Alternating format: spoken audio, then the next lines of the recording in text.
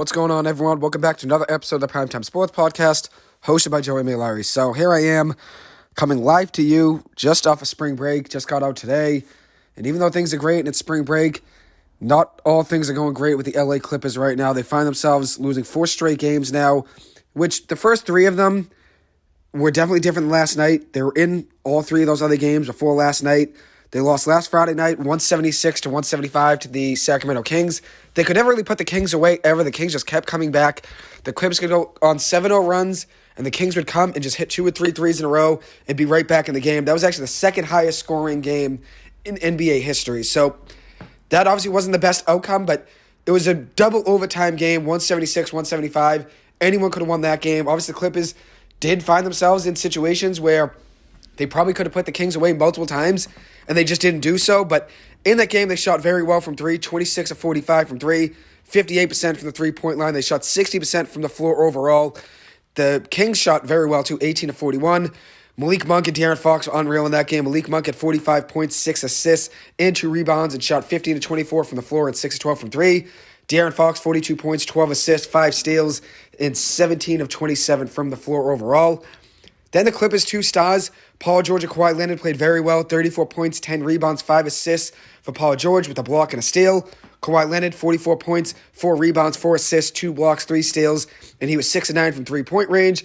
Paul George was 5 of 8 from three-point range. Russell Westbrook, in his debut as a Clipper, started the game, as he has now in all 4 games with the Clippers, and had 17 points, 5 rebounds, 14 assists, a steal to go with 1 of 4 shooting from 3, and 7 of 13 overall from the floor. So all 3 of those players played very well in that game. Batum even had 19 points. Norman Powell had 24. Mason Plumlee had 10 points and 10 rebounds. Terance Mann had 10 points and 3 rebounds. But Terance Mann's minutes have gone down now. Since the acquisition of Russell Westbrook, Terance Mann's minutes have gone down heavily. And one thing you can look at with this Russell Westbrook deal is a lot of people are going to blame Russell Westbrook, right? Him signing with the Clippers 1-year deal just to finish the season. A lot of people are going to blame Russell Westbrook for the reason the Clippers are 0-4.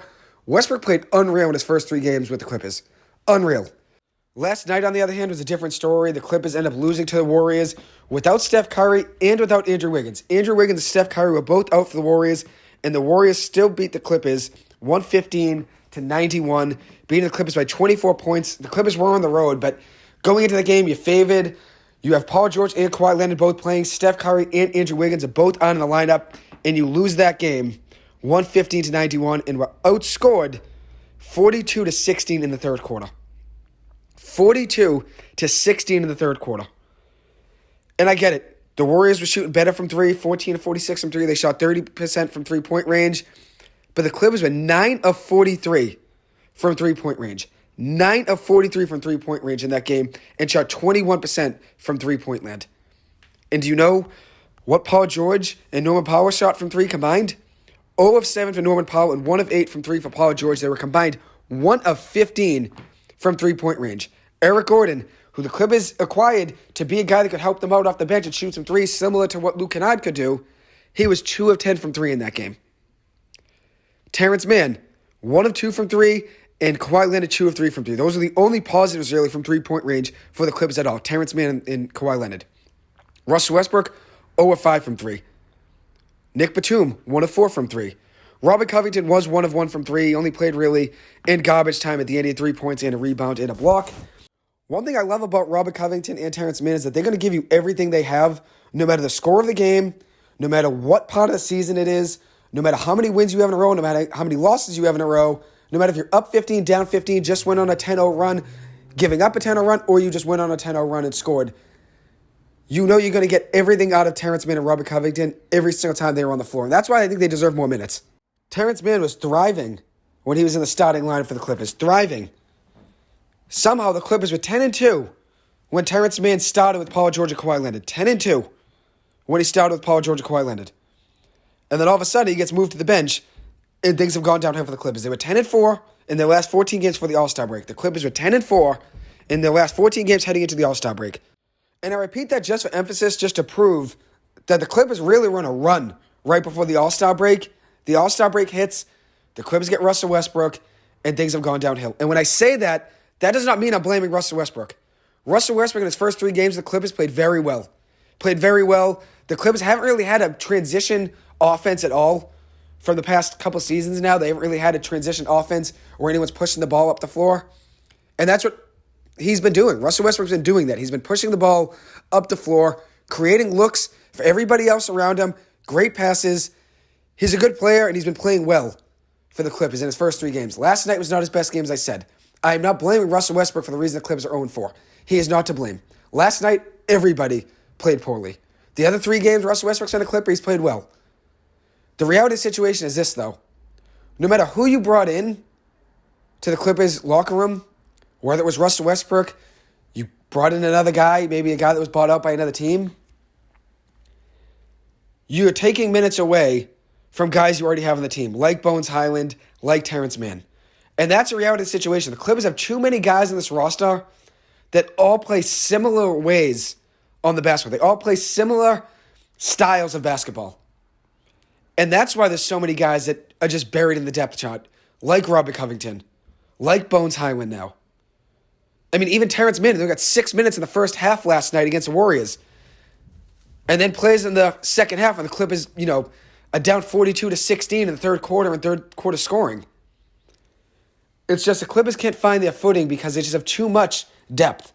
I think that's what their downfall is. And I talked about this over the summer that I said the Clippers are so deep, and I was talking about how great it is. But I think there's a negative to it.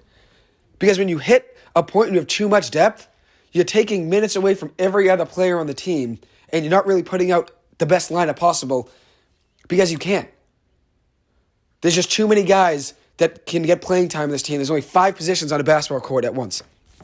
And another thing is Paul George and Kawhi Leonard can never play back-to-back games. Paul George will be playing tonight. The Clippers are actually back in action tonight. They will be playing at 10 o'clock versus the Sacramento Kings on the road at Sacramento.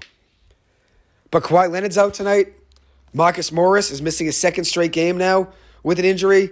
And Norman Powell with a shoulder injury will be out tonight as well. And Ivica Zubac is questionable. So no Leonard, no Powell, no Morris, and then you have Zoo, who is questionable. So that's the problem. The Clippers just continue to find themselves in situations where they used to respond, adversity used to hit, and the Clippers would always respond. Last year, they were down 35 points to the Washington Wizards, and they found a way to create one of the most historic comebacks in NBA history, capped off by a Luke Kennard 3-pointer and one. He had a 4-point play, wins the game. The Clippers end up winning that game where they were down 35 points. But that magic, that adversity the Clippers once had, they don't have anymore. They don't have that anymore. Where are they going to find that drive in them, that dog in them that they've had for so long? I always said the Clippers have a dog mentality. I called it the Clipper mentality. Because every single possession from the last 2 or 3 seasons, besides this one, so the last 2 or 3 seasons heading into this year, you knew that the Clippers were going to give you everything they had on every single possession. Whether that meant jumping on the ground and diving on the floor for a loose ball, or diving into the crowd, trying to make a play and save the ball from going out of bounds, or it meant setting that extra screen, or, playing hustle defense, going full court in transition on defense, never giving up a 2-on-1 or a 3-on-1. You knew that Clippers team over the last 2 or 3 years always was just so capable of facing adversity and overcoming it and playing that hard-nosed, gritty type of basketball. This year, the Clippers do not have that in them. And here's my worry. There's only 17 games left in the season, and the Clippers have the 7th hottest remaining schedule in the NBA. 17 games left. They face the Memphis Grizzlies 3 times, the Sacramento Kings once, the Phoenix Suns once with Kevin Durant, and the New York Knicks once. Of their easier games, they play the Magic once, the Thunder twice, the Bulls once, the Trail Blazers 2 times, the Raptors once, and the Lakers once. Right now, the Clippers are the 7th seed in the West. They were the 4th seed heading into the All-Star break. They're now the 7th seed, and where do you think they can go from here? I don't know. That's a question I'm not even sure of. Do I think they're going to turn it around to some degree? There's 17 games left? Yeah.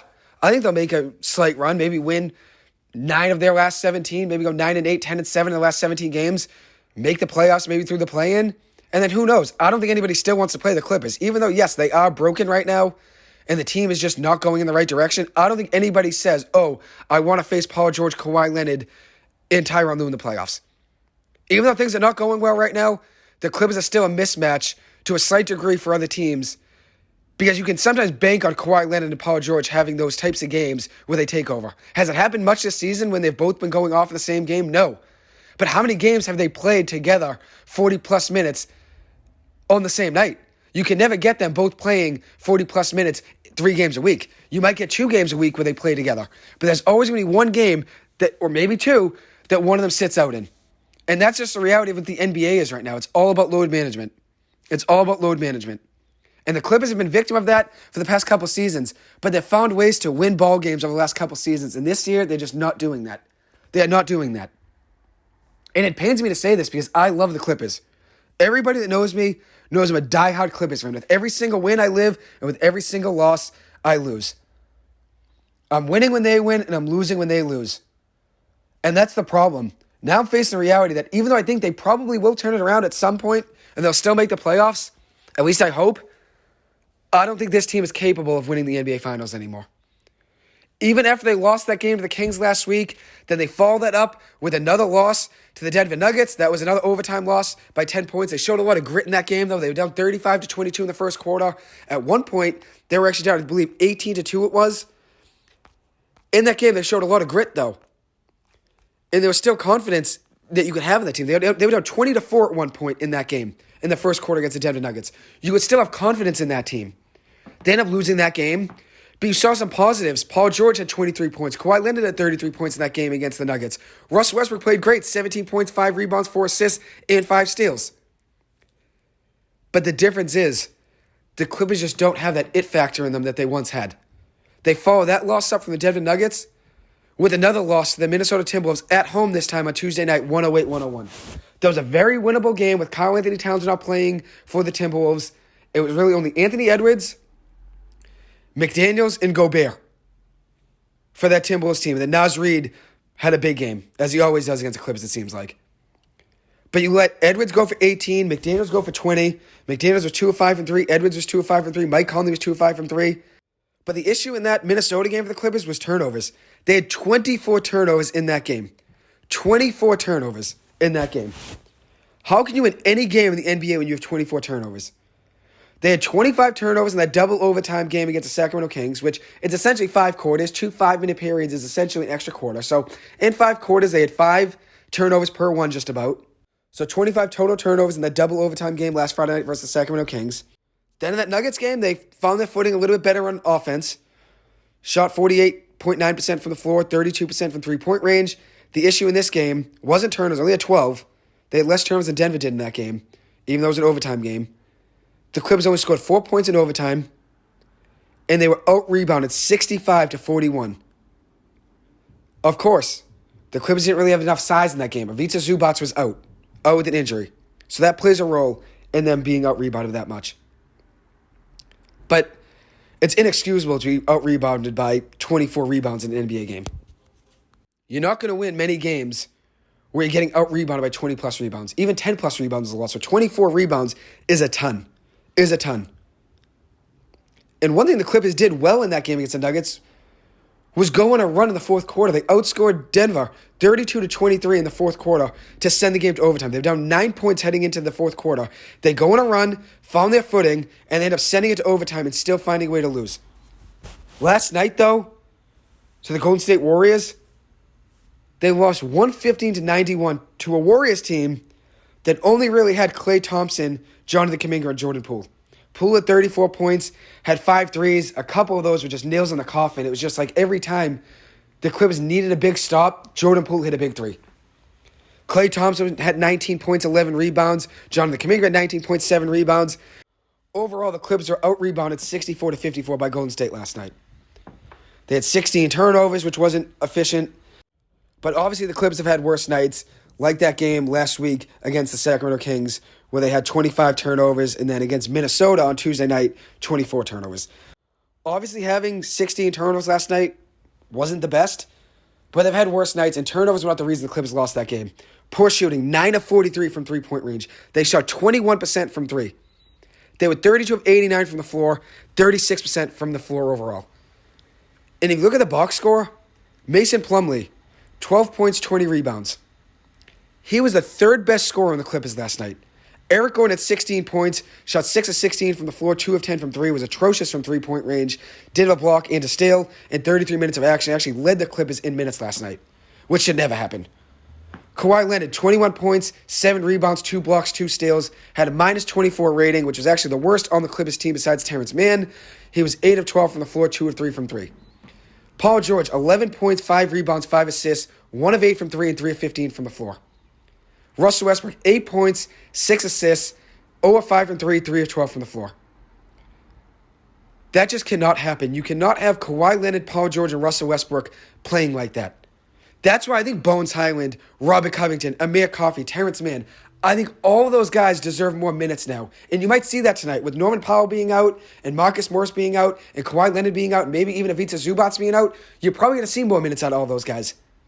But at least you know out of those 4 guys I just named, Bones Highland, Robert Covington, Amir Coffey, and Terance Mann, they're going to play with a chip in their shoulders because they want more minutes. Everyone else is guaranteed 25-plus minutes a night. Russell Westbrook, when he's playing 25 minutes. Marcus Morris, when he's playing 25 minutes. Norman Powell, he gets 25 minutes a night no matter how he performs. Same thing with Paul George, same thing with Kawhi Leonard. Yes, that's probably the way it should be. Kawhi Leonard and Paul George should be playing a lot of minutes every night.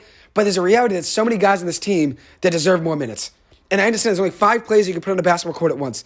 But Tyronn Lue has to figure that out. I understand it. I'm sure there's been a frustrating season for Tyronn Lue, just like it's been a frustrating season for every Clippers fan. We deserve better than this. The Clippers deserve better than this. We went into this season with the highest expectations to win the NBA Finals. And right now, I'd just be happy getting to the playoffs and maybe winning a few games. And it's sad to say that because this Clippers team was capable of so much more than what they've been showing. So much more. It's on Paul George. It's on Kawhi Leonard. It's on Tyronn Lue to figure these things out. You have to figure these things out. You have to. There's no more we can wait till next season. Because next season, I think Paul George and Kawhi Leonard are both in 2 different places. Whether one of them's in LA and the other one's gone, or they're both out of LA, I do not think Paul George and Kawhi Leonard will both be Clippers by the start of this coming season. Because if you think about it, Paul George and Kawhi Leonard only have 1 year left on their current contract. 1 year. 1 year after this season. And I truly believe that Lawrence Frank, Steve Ballmer, and the Clippers front office are going to find a way to rip it up, send Paul George and Kawhi Leonard their separate ways, send Norman Powell somewhere, send all their assets they can to places that could use them probably better than the Clippers can right now, and just get stuff back for the future. Get stuff back for the future, because this Clippers team isn't really going far with a starting lineup of Kawhi Leonard, Paul George, Russell Westbrook, Marcus Morris, and Ivica Zubac. You have 4 guys over 30 years old. Kawhi's 31, Paul George is 32, Russell Westbrook's 34, Marcus Morris is 33, and then you got Zoo, he's 25. Then you bench, Nick Batum's 34, Norman Powell's 29, Mason Plumlee's 32, Eric Gordon's 34, Terance Mann's 26. The Clippers are an old lineup. Old lineup. Even though I had the highest expectations for them to win the NBA Finals, I still thought even before this last loss to the Warriors last night that they still could turn things around. I just don't see this team winning the NBA Finals. And hopefully I'm wrong. I truly believe that this team is capable of winning the NBA Finals, talent-wise, if you look at their roster. But there's just something wrong with this team right now. There's something wrong. They don't say it's a locker room. Everybody loves Tyronn Lue, and everybody said, Paul George said it, Kawhi Leonard said it, the locker room is still tight. Which I'm sure they are. But there's something wrong with this Clippers team. And that's why I think it's very capable that LA rips it up this coming offseason, and Lawrence Frank just gets back what he can for Kawhi Leonard and Paul George. You'll still get draft picks back for them. You'll probably get a couple players, too, to build around, and then go from there. Because if you look at it overall, Paul George and Kawhi Leonard came to LA with expectations to win the NBA Finals, and that's just not been the case. Hopefully I'm wrong tonight and they get a win. They'll be playing the Sacramento Kings, who currently are right now the number 3 team in the Western Conference, 36-25 overall, winning 4 games in a row, 7 of their last 10, winning 4 straight games. They're on a hot streak. Obviously beat the Clippers last Friday night, 176-175. We'll see what the Clippers do tonight, but hopefully they figure it out. But Paul George, Kawhi Leonard, and Terance Mann were on such a hot streak before the All-Star break, and they've only played 10 combined minutes with all 3 of those guys on the floor together since the Russell Westbrook acquisition. And once again, I'm going to say it.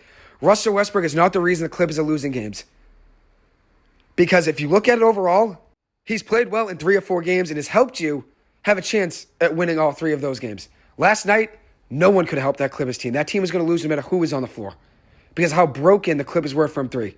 9 of 43 from three. It doesn't matter who's on your team. You're not going to win that game probably, especially being out-rebounded by 10 rebounds and being outscored 42-16 in the third quarter. You're not going to win that game. You're not going to be saved. Russell Westbrook is not the reason the Clippers are losing these games. Casual fans are going to say that, and people are going to say that in the media because everybody loves to slam Russell Westbrook and hit him while he's down. And I don't understand that, and that's why I root for Russell Westbrook more than any player in the NBA. Because Russell Westbrook has been criticized for the last 2 or 3 seasons, and he was a scapegoat for the Lakers, and he continues to get criticized now as a Clipper. Russell Westbrook is not the problem. And I think Russell Westbrook deserves to win. He deserves to win. All the criticism that he faces every single game is just unwarranted. But the reality of the situation is the starting lineup should be Russell Westbrook, Terance Mann, Paul George, Kawhi Leonard, and Ivica Zubac. Marcus Morris should not be getting the minutes he gets when he's healthy, and that's on Tyronn Lue. Figuring out the rotations and getting the Clippers back on track. We'll see it tonight. Hopefully they turn it back around tonight at 10 o'clock versus Sacramento Kings. I'll keep you guys posted, but thank you so much for taking the time to listen to this. As always, I appreciate it. Hope you guys have a good one and enjoy your weekend. Thank you.